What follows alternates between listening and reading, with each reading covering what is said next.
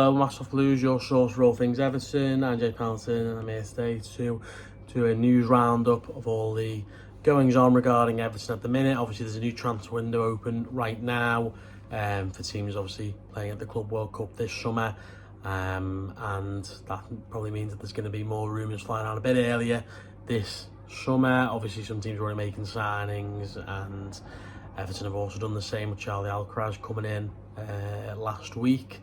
But yeah, it's been a busy weekend of news and rumours, the biggest of which came from Simon Mullock at the Mirror, and he was discussing that Everton are looking to make an inquiry for the possibility of John Stones returning to the club. Obviously played for Everton going back, I think he came in 2013, and he left in what would have been 2016, I believe. Obviously had a brilliant couple of years. He was absolutely terrific for Everton.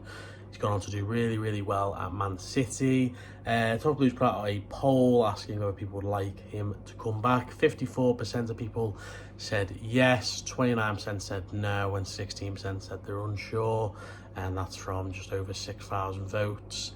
And yeah, I think, to be honest with you, I'm definitely in the category of that 29% who said that they'd rather him not come back. Look, I love John Stones. He's good for Everton. He's done absolutely brilliant things in the game. I think he's actually done better than I thought he was going to do. I thought it'd be good, but I think there really was like a 12 to 18 month period where he was one of the best centre-backs, if you wanted to call him that at the time. He obviously had a couple of different roles in the Man City team. He was right up there with the best players and most informed players in Europe. Was terrific in the Champions League final. Done so well for City, so well for England, but he's just injured all the time. I actually replied to people discussing it in the comments that, this decade alone he's missed sort of 300 odd days through injury. It's not great, and he's up there with kind of Luke Shaw in terms of injuries and games missed, days been out with, stuff like that. So last season alone he had 4 separate injuries. I'm looking at it here, and he missed 33 games last season for club and country. That's absolutely crazy. He's going to be on huge money, and we don't need a centre-back at the minute. We've got Tarkowski, Branthwaite,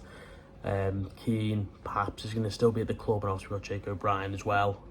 So yeah, I think this is something that I'd only look at if it was him coming in and City were willing to pay a good chunk of his wages. I'm not sure his contract situation is at City, but yeah, not something I'm massively interested in, but interesting to see if that ramps up over the next couple of weeks. Next up, Sky Sports reporting that Everton would be keen for a move for Matt O'Reilly if Brighton were to look to sell him. So couple of moving parts, I think it's fair to say. But in terms of Matt O'Reilly, I would be all over that, to be totally honest with you. I know he had injuries last season, but that was kind of his only real injury issues, and really when he was at Celtic he was fine in terms of injuries. It was just a bad tackle in pre-season, I think, which set him back, and he had a tough first season in the Premier League. But I think he's a really good player, classy midfielder, tall, strong, got a couple of goals last season for Brighton. So I think he's a decent player. And again, this poll got 2,000 votes, just over.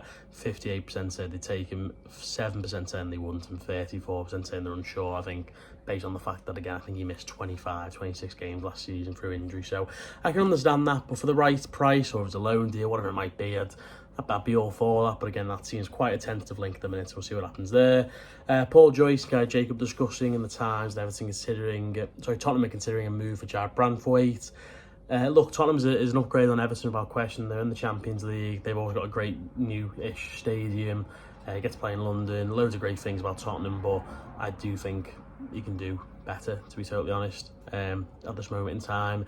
It's a World Cup year, so you sit there and think, well, do you want to go somewhere where you're going to be first choice? Sorry, you want to go somewhere where you may not be first choice, or would you rather stay at Everton where you are going to be first choice? But go to a team who maybe have got more prestige or whatever it is. And I don't really think that matters too much in modern football. I think coaches will pick players who are playing the best. So we'll see what happens with him. But obviously he'll be keen to get in that England squad, I'm sure. And I think he's got more of a chance of doing that at Everton, unless he goes and, say, Romero leaves and he plays on the right instead of Van der Ven goes on the left, or whatever it might be. We'll have to see. Moving on then, Charlie Gordon's reporting Everton are looking at Mohamed Diamande from Rangers. First-time midfielder, can play anywhere in the spine of the team, can play at full-back as well. Don't know too much about him, being totally honest, but I think, again, in terms of the poll we ran there, 1,900 votes, 44% said they take him, 40% unsure, and 14% would say no. So it'd be interesting to see there. But again, I think the fee we're looking at here was something around the £15 million mark, which is the exact kind of range Everton have been shopping in the past couple of years. So I'd be all for that. Sky Sports also saying that Everton's priorities this summer are a right back, a right winger, a midfielder, and a new striker. So right winger and right back, well, absolutely, we've needed a right back since 2015 or whatever. You know, it's absolutely ridiculous how much we've neglected that position. But definitely in a right back, definitely in a right winger. New striker, look at Calvert-Lewin stage. We have better, we have Trimiti, I'm not too fussed. And a midfielder, yeah, of course, we've lost a couple of bodies in there. Mangala, Decore, for example, obviously both going. So we'll see what happens there. And speaking of midfielders who've been in Everton, Everton will receive 10% of any profit Villa make on a potential sale of Amadou Onana. He's been linked to Saudi, which obviously is interesting. One Saudi teams typically pay big wages, don't pay huge transfer fees, but this was a good move for Everton. Got him in, a couple of years out, £15-16 million profit when you consider the money Lille are going to get from that deal as well.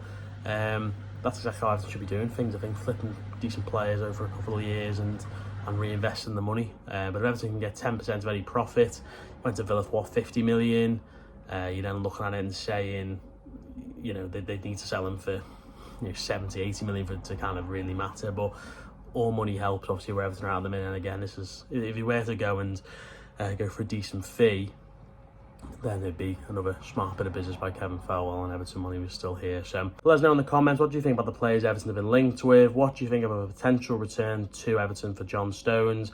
And what are your thoughts on the positions that Everton are targeting this summer? Let us know in the comments, and we'll see you next time.